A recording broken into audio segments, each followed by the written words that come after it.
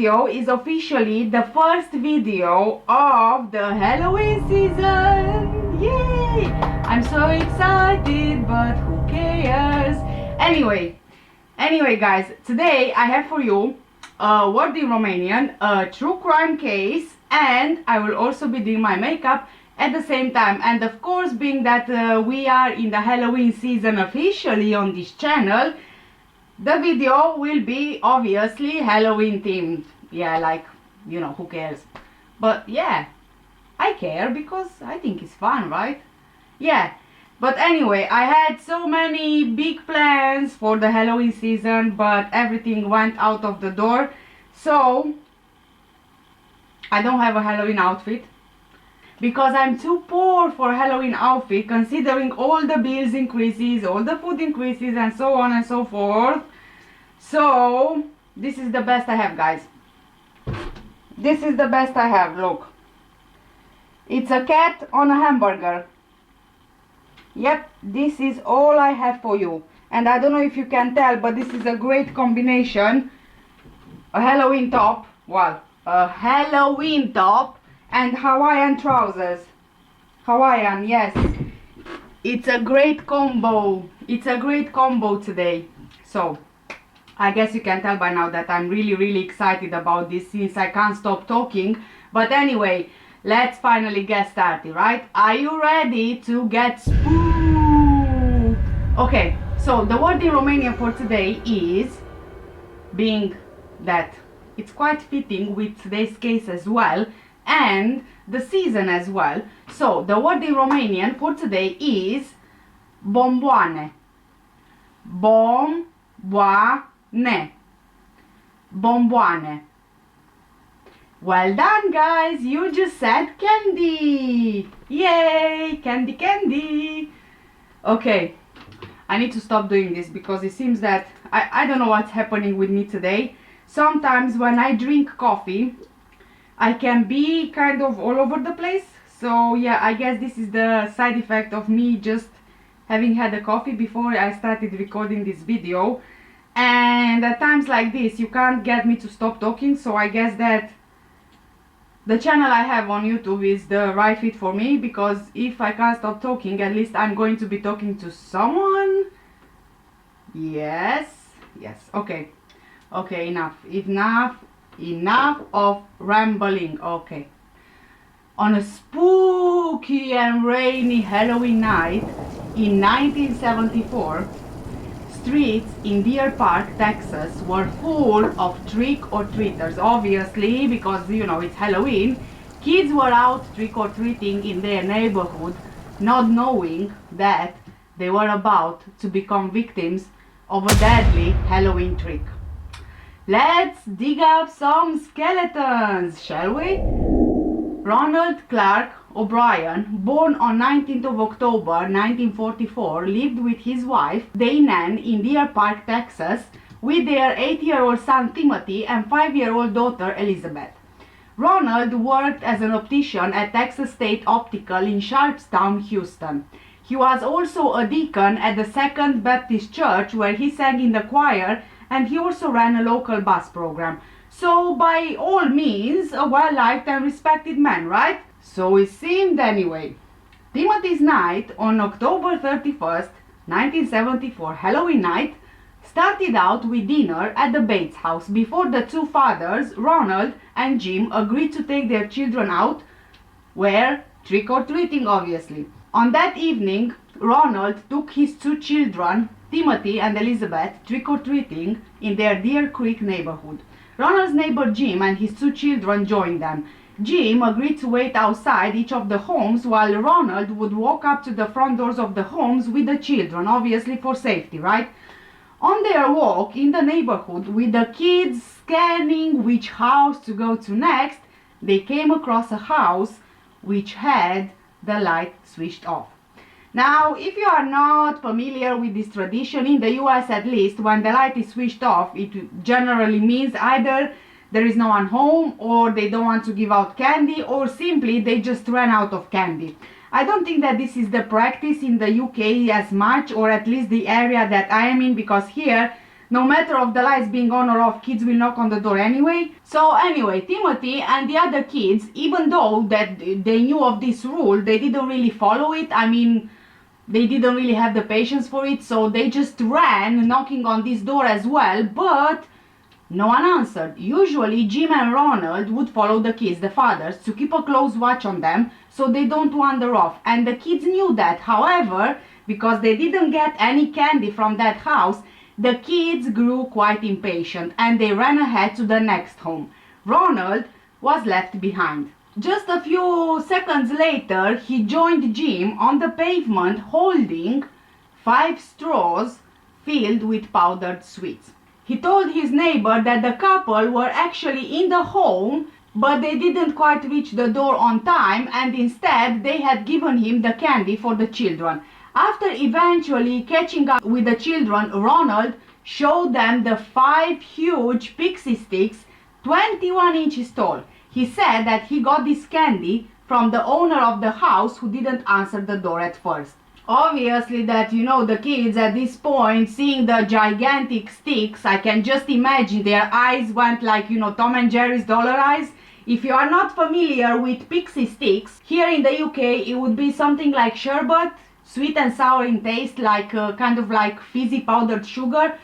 So at the end of the evening, Ronald gave each of his neighbors Jim 2 children a pixie sticks, and he gave one each to his own children, Timothy and Elizabeth.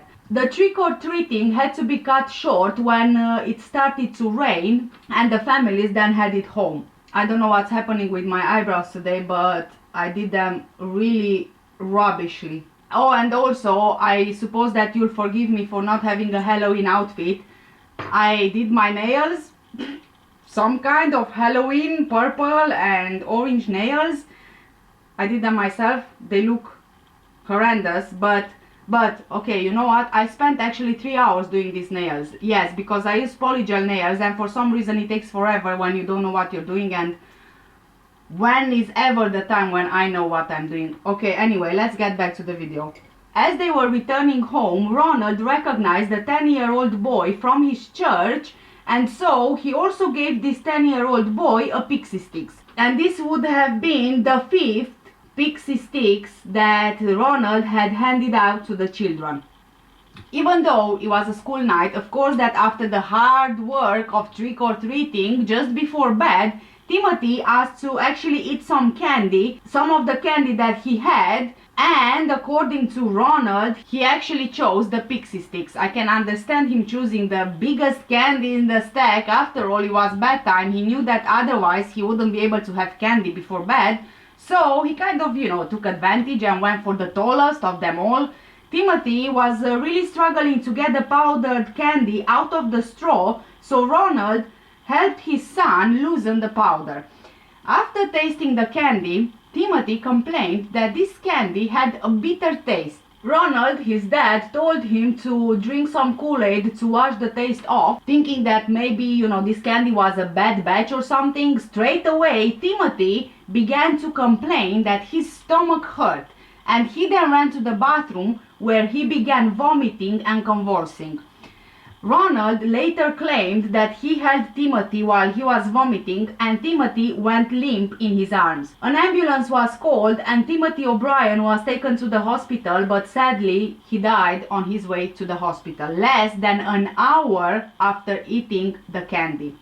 Luckily, Elizabeth, Ronald's daughter, and Timothy's sister didn't have any of the candy. So now you can imagine the panic in the local community. Timothy dying from poisoned Halloween candy just made everyone question what if the piece of candy their kids ate was poisoned as well. Who would even poison Halloween candy and then give out to children? How many of those poisoned candies were handed out, and which children had these candies? Was all the candy poisoned?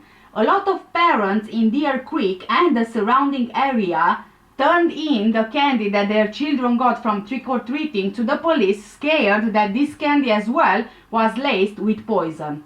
Former Harris County prosecutor Mike Hinton said that on that night he was working the police intake and he got a call from Pasadena Police Department to tell him that an 8-year-old boy died, even though he was rushed to hospital. So Mike called Dr. Joseph A. Jaganchik, the chief medical examiner of the nearby community of Harris County. He told him the situation, and Dr. Joseph asked what the boy's breath smelled like. After calling the morgue, it was determined that Timothy's mouth held a slight scent of almonds. The medical examiner said that this particular smell of almonds was coming from cyanide. Cyanide sometimes is described as having a bitter almond smell, but it doesn't always give off an odor, and the funny thing is that not everyone can smell it. I suppose that, you know, it has something to do with our brain chemistry, something in the likes. The medical examiner's hunch of cyanide was proven by an autopsy. Timothy's autopsy revealed that the pixie sticks he ate was laced with a fatal dose of potassium cyanide. At the beginning, police were not suspicious of Ronald at all until the autopsy. 4 of the 5 pixie sticks that Ronald claimed to have received from that house, you remember the house with the lights off, were recovered by authorities from the other children. Luckily, none of them ate the candy. The parents of the 5th child went crazy when they couldn't find the candy after being notified by police. They thought their kid ate it, and so the parents rushed upstairs to find their son asleep, holding the unopened candy. The boy would have eaten the pixie sticks, but he was unable to open the staples that sealed the wrapper shut, which again is very suspicious because candy is not usually sealed with staples, but rather wrapper and some kind of, you know, food safe glue for safety reasons, I assume. All 5 of the pixie sticks had been unsealed, and the top 2 inches were refilled with cyanide powder, and then they were resealed with a staple. That's why Timothy said that the candy tasted bitter. He ate the top of the candy, which was filled with cyanide powder. According to a pathologist who tested the pixie sticks, the candy eaten by Timothy contained enough cyanide to kill 2 adults, while the other 4 candies had enough to kill 3 to 4 adults. As you can tell by now, this was clearly planned, meticulously planned even. The person responsible took the time to buy the biggest candy to make sure that they entice the kids. They unsealed the candy, filled the top with cyanide, and resealed the candy with staples. So they quite clearly had a plan in mind, right? It wasn't something which was thought in the moment. It was, in my opinion, you know, carefully planned and executed. Of course that the police opened an investigation, and Ronald O'Brien initially told police that he couldn't remember which house he got the pixie sticks from. However, police became suspicious because Ronald and his neighbor Jim had only taken their kids to homes on 2 streets because it was raining that evening. And besides, who wouldn't remember the only house that had the lights switched off on the street, especially since they've only been on 2 streets. Police became even more suspicious after they found out that none of the homes Ronald visited with the kids and his neighbor gave out pixie sticks. After walking the neighborhood with the police 3 times, Ronald eventually led them to the home where no one had answered the door that night on Halloween. He claimed that he went back there to the house before catching up with the group. He said that the owner of the home didn't turn the lights on, but did crack the door open to hand him 5 pixie sticks. He said he only saw the man's arm, which he described as being hairy. Hairy.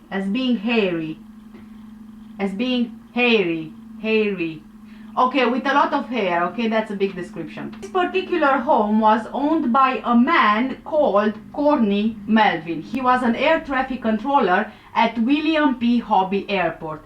Police officers went to his place of work, and his colleagues witnessed him getting arrested. Everyone believed that the mystery of the poisoned pixie sticks would be over and case closed. But As it turns out, Courtney had an alibi. In fact, he had 200 alibis.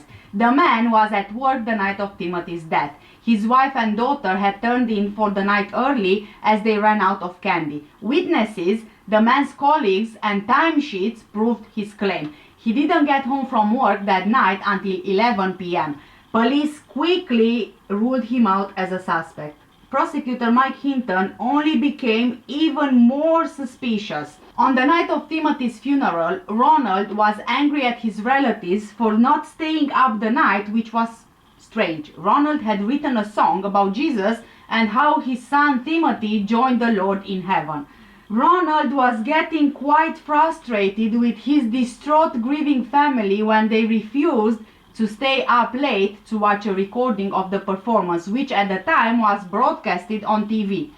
As the investigation progressed, police learned that Ronald O'Brien was over $100,000 in debt, which would be the equivalent of $550,000 in 2021. Granted the search warrant, a search took place in the O'Brien household. Investigators found a pair of scissors coated in plastic residue, which was very similar to the residue found on the poison-packed candy. But Ronald also had a history of not being able to hold a job for long. In the 10 years before this incident, Ronald had 21 jobs. Diane, Ronald's wife, said that before Timothy's death, Ronald quoted the Bible story about how Abraham must have felt about losing and sacrificing his only child, his only son.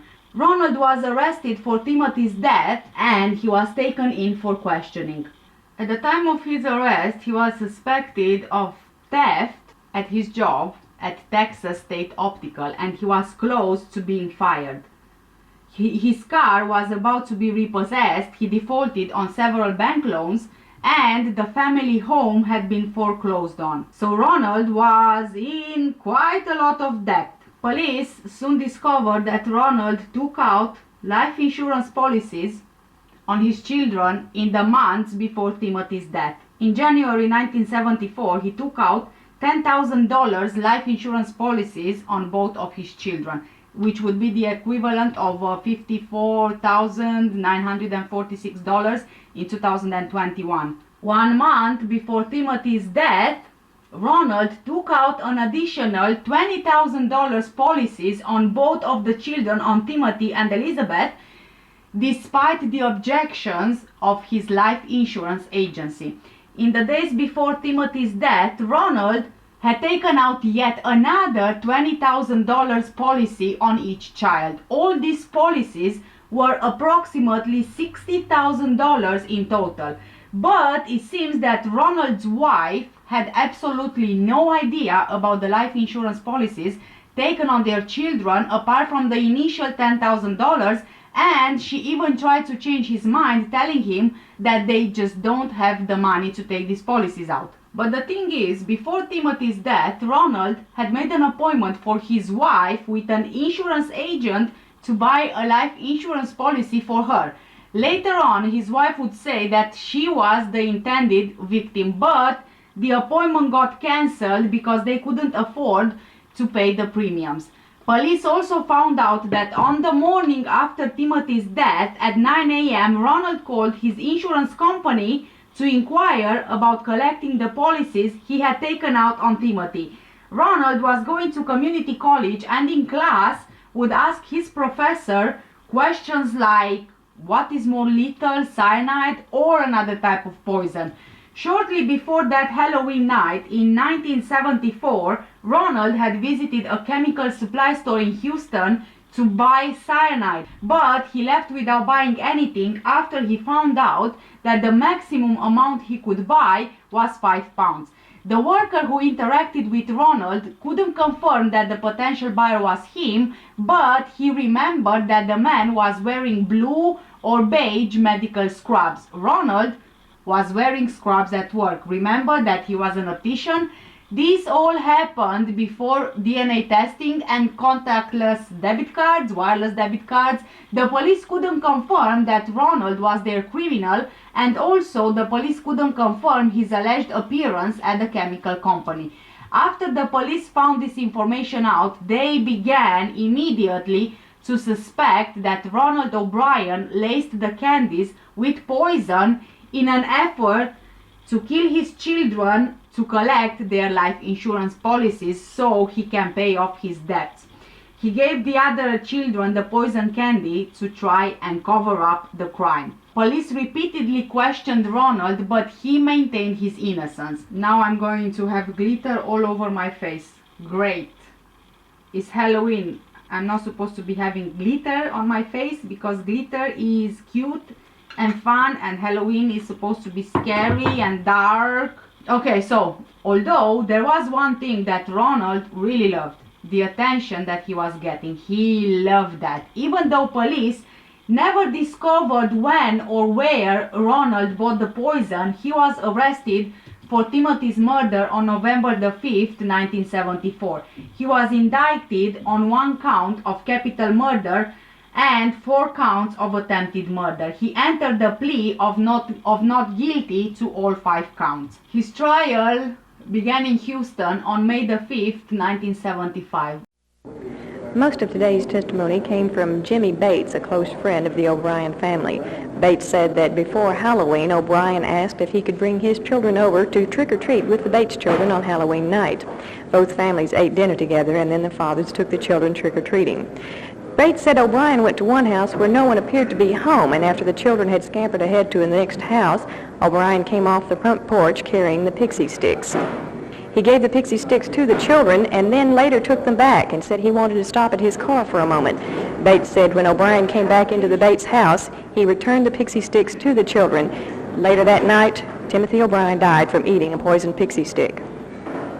Death of young Timothy. It was later shown that the youngster had died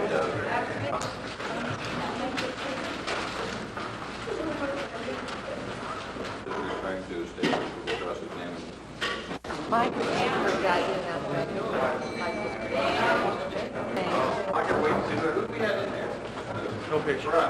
During the trial, a chemist who knew Ronald testified that in summer 1973, a year prior to Timothy's death, Ronald contacted him to ask about cyanide and how much would be fatal. A chemical supply salesman also testified that Ronald had asked him how to buy cyanide. Friends and co-workers testified that in the months before Timothy's death, Ronald showed an unusual interest in cyanide and spoke about how much it would take to kill a person. Ronald's sister-in-law and brother-in-law testified that on the day of Timothy's funeral, Ronald talked about using the money from Timothy's insurance policy to take a long vacation and buy other items. Ronald's wife said that it wasn't Timothy who chose the pixie sticks. Remember that Ronald said at the beginning it was Timothy who actually chose the biggest candy from the stack? Well, according to Ronald's wife, it wasn't him who chose the pixie sticks. Ronald, in fact, was the one that forced Timothy to choose the pixie sticks.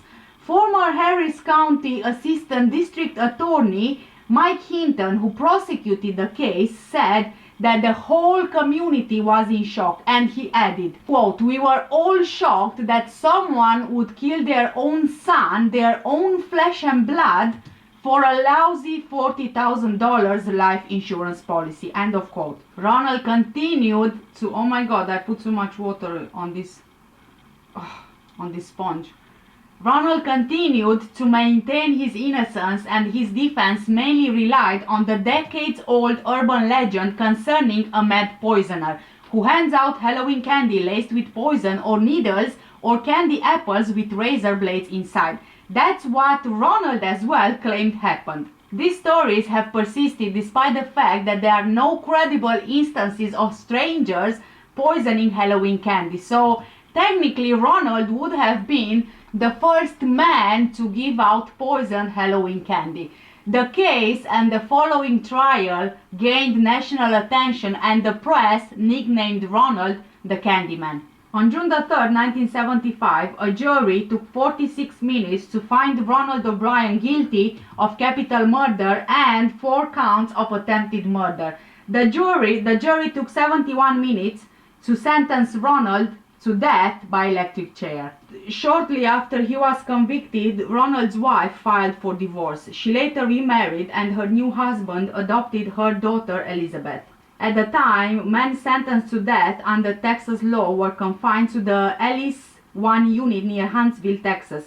According to Reverend Carol Pickett, a former chaplain who worked for the Texas Department of Criminal Justice, Ronald was shunned and despised by the other death row inmates for killing his child and was absolutely friendless.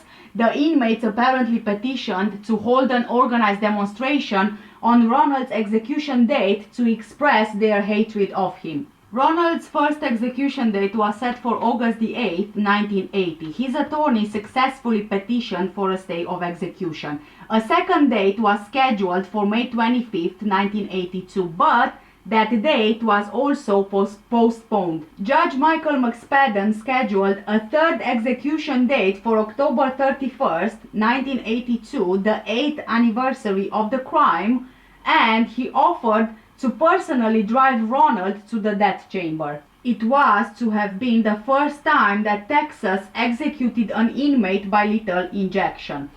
The Supreme Court delayed the date yet again to give Ronald a chance to pursue an appeal to seek a new trial. A fourth date was scheduled for March 31st, 1984. On March 31st, 1984, he was finally put to death for his crime. Ronald's lawyer requested a fourth stay on the basis that lethal injection was a cruel and unusual punishment. On March 28, a federal judge rejected the request. On March 31st, 1984, shortly after midnight, Ronald O'Brien was executed by lethal injection at the Huntsville unit after 10 years of being on death row. At this point, the U.S. Supreme Court had decided that the electric chair was an abnormal and overall cruel punishment for all death row inmates. Ronald's last meal consisted of T-bone steak, medium to well done, French fries and ketchup, whole kernel corn, sweet peas, lettuce and tomato salad with egg and French dressing, iced tea, sweetener, saltines, Boston cream pie and rolls. Ronald's last words were, "What is about to transpire in a few moments is wrong. However, we as human beings do make mistakes and errors. This execution is one of those wrongs, yet doesn't mean our whole system of justice is wrong. Therefore, I would forgive all who have taken part in any way in my death. Also, to anyone I have offended in any way during my 39 years, I pray and ask your forgiveness, just as I forgive anyone who offended me in any way. And I pray and ask God's forgiveness for all of us, respectively, as human beings. To my loved ones, I extend my undying love. To those close to me, know in your hearts I love you one and all. God bless you all, and may God's best blessings be always yours. Ronald C. O'Brien. P.S. During my time here, I have been treated well by all TDC personnel." End of quote. But we begin with a Halloween horror that still haunts the Houston area 40 years later. And good evening, friends. I'm Dave Ward. And I'm Gina Gaston. He is being called the Candyman, a Pasadena father of 2 who passed out poison candy to trick-or-treaters Halloween night 1974. The only victim killed in that crime was his 8-year-old son. Eyewitness News reporter Pooja Lodia joins us live from the infamous neighborhood where it all happened. Pooja? Dave and Gina, it's hard to imagine a more innocent, a more trusting, a more American tradition than trick-or-treating. And as you can see, it's still going on right here in Pasadena. But on this same street, if you walk just a few steps down, you'll find one of the most horrific, one of the most gruesome Halloween horror stories ever recorded. It was kind of a cold and kind of a misty damp night. It was 40 years ago tonight, a Halloween that changed everything. Since it had been raining, Mr. O'Brien had a raincoat on, and unbeknownst to his friends who he was with, he had the pixie sticks shoved up the sleeve of his raincoat. Ronald O'Brien gave pixie sticks to 5 children, including 2 of his own. His 8-year-old son, Timothy, asked for one first. He said the boy responded after he ate some of it that it was very bitter and it didn't taste right. An hour later, Timothy was dead. The pixie sticks were found to be filled with cyanide. O'Brien claimed to be shocked. He gave a eulogy in church that Sunday night that had the whole congregation crying. Parents across the country vowed to never celebrate Halloween again. This home where O'Brien claimed to get the pixie sticks was shrouded in suspicion. Someone took it upon themselves to take the trust and the fun away from a lot of parents and a lot of children. Then police learned O'Brien had just taken out life insurance policies for his children. I found an adding machine tape, okay? It had all his bills written out next to the numbers. On the adding machine tape, he had added them all up, and it came to almost the exact amount of what he stood to collect. A jury took less than an hour to convict O'Brien, an hour and 5 minutes to sentence him to death. He was just very cold and calculating, okay? And he saw a means to an end to get out of debt. And it's as simple as that. Halloween's never going to be the same, right? Never will be the same. Not like it was before this happened. And O'Brien claimed that he was innocent until he was killed by lethal injection. Reporting live in Pasadena, Pooja Lodia, 13 Eyewitness News. During Ronald's execution, a crowd of 300 demonstrators gathered outside the prison and cheered while some yelled "trick or treat." Others threw candy at anti-death penalty demonstrators. Since the death of Timothy O'Brien, there hasn't been any case of a child dying from contaminated candy received during Halloween.